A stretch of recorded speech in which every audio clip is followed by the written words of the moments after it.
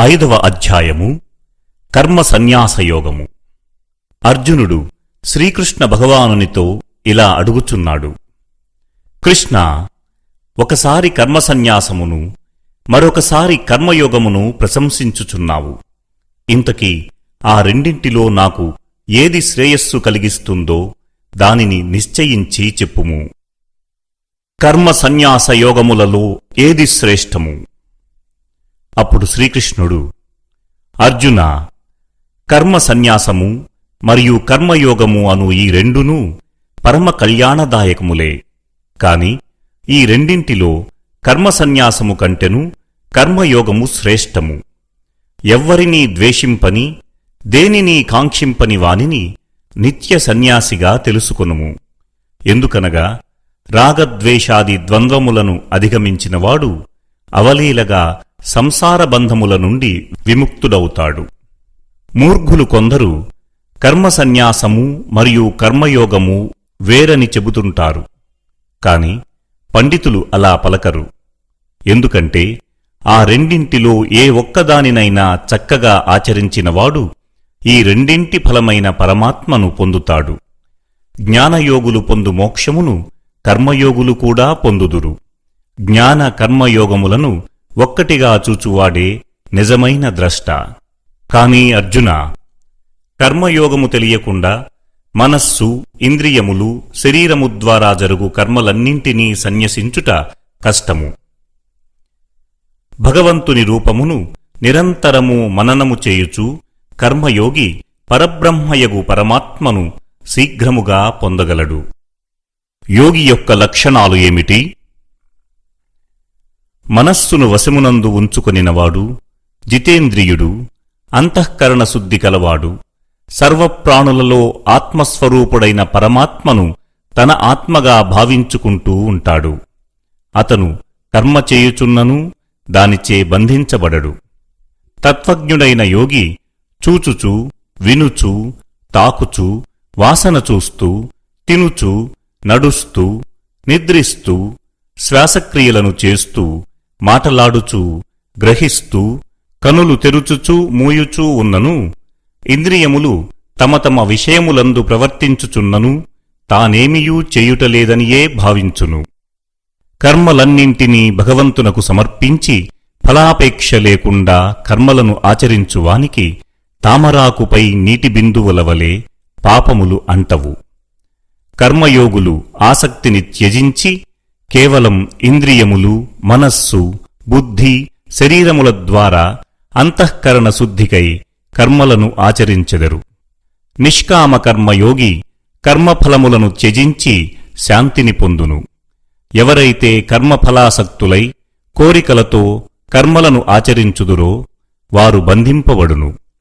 అంతఃకరణమును వశమునందుంచుకుని కర్మలను ఆచరింపక నవద్వారములు గల ఈ శరీరమునందు సమస్త కర్మలను మానసికంగా త్యజించి దేవునిపై మనస్సు నిలిపి సుఖమును అనుభవించును. అసలు పరమేశ్వరుడు మానవుల యొక్క పాపములలోగాని పుణ్యములలోగాని భాగస్వామి కాదు.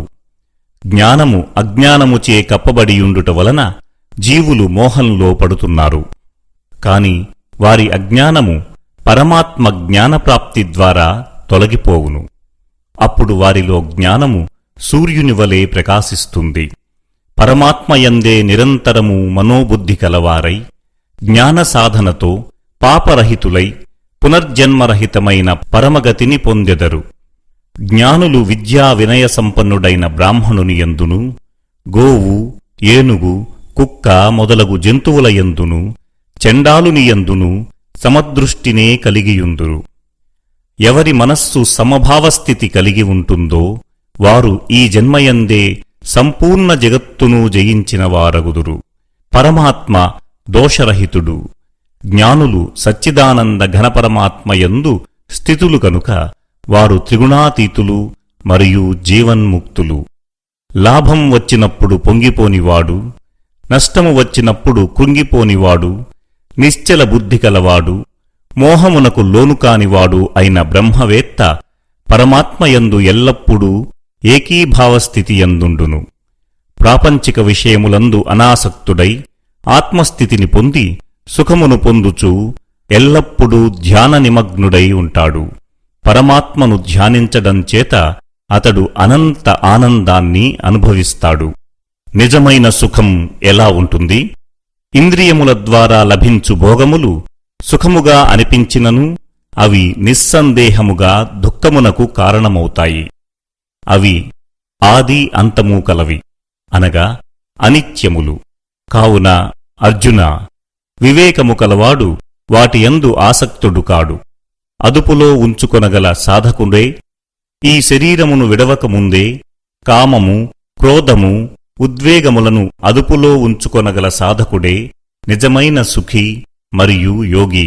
అంతరాత్మయందే సుఖించువాడును, ఆత్మయందే రమించువాడును, ఆత్మజ్ఞాని అయిన యోగి పరమాత్మయందు ఏకీభావస్థితుడై బ్రహ్మమును చేరుకుంటాడు. పాపరహితులును, జ్ఞానముచే సమస్త సందేహములు తొలగినవాడును, సర్వప్రాణుల హితమును కోరువాడును, మనస్సును పరమాత్మయందు లగ్నము చేసిన యోగి బ్రహ్మనిర్వాణమును పొందును.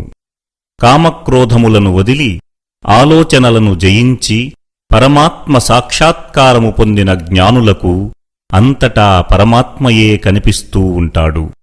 బాహ్య విషయములను గురించి ఆలోచించక వాటిని పారద్రోలి దృష్టిని భూమధ్యమునందు స్థిరముగా నిలిపి ముక్కులో ప్రసరించుచున్న ప్రాణవాయువును సమస్థితిలో ఉంచవలెను. ఈ ప్రక్రియల ప్రభావముచే మనస్సు, బుద్ధి, ఇంద్రియములు సాధకుని వశములోనికి వచ్చును. ఇట్టి సాధన ద్వారా మోక్షపరాయణుడైన ముని సదా ముక్తిని పొందును.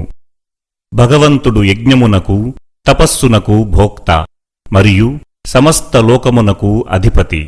ఆ భగవంతుని సకల ప్రాణులకు ఆత్మీయుడుగా తెలుసుకొనిన జ్ఞాని పరమశాంతిని పొందును. ఈ విధంగా ఉపనిషత్తు, బ్రహ్మవిద్య, యోగశాస్త్రము, శ్రీకృష్ణార్జున సంవాదము అయిన శ్రీమద్భగవద్గీతయందు కర్మ సన్యాసయోగము అనే 5వ అధ్యాయము సమాప్తం.